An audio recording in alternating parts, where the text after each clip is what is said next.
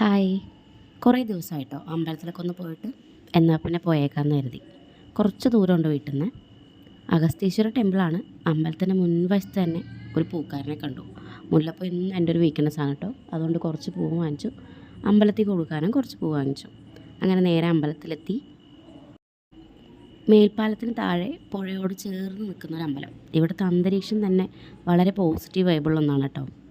ആദ്യം വിനായകനെ കാണണം എന്നാണല്ലോ. അങ്ങനെ പുള്ളിയും കണ്ട് കുശലവും പറഞ്ഞ് അകത്തേക്ക് കയറി. അകത്തേക്ക് മൊബൈൽ അലൗഡ് അല്ല കേട്ടോ. തൊഴുതി വലം വയ്ക്കുമ്പോഴാണ് ശ്രദ്ധയിൽപ്പെട്ടത്, ദേ കണിക്കൊന്ന. ഇതിപ്പോഴും പൂക്കോ? അകത്ത് കിട്ടിയ പ്രസാദം ഇതാണ് കേട്ടോ. നൂറ്റാണ്ടുകളുടെ പഴക്കമുള്ള അമ്പലമാണ്. മുഴുവനും വലിയ കല്ലുകൾ കൊണ്ടാണ് നിർമ്മിച്ചിരിക്കുന്നത്. ഈ പൂച്ച സാർ ഇതിവിടുത്തെ സ്ഥിര അന്തേവാസിയാണ് കേട്ടോ. എന്ന് വന്നാലും ഇവിടെ ഉണ്ടാവും.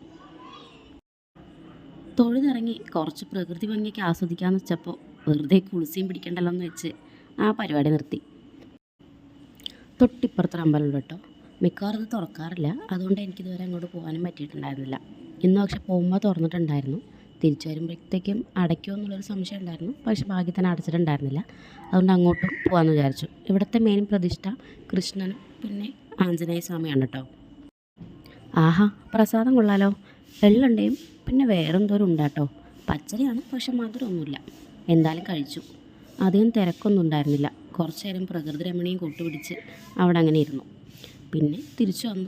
വരുമ്പോൾ കുറച്ച് പച്ചക്കറിയും വാങ്ങി. അപ്പോൾ അത്രയേ ഉള്ളൂ. ടാറ്റാ, ബൈ ബൈ, സീ യു.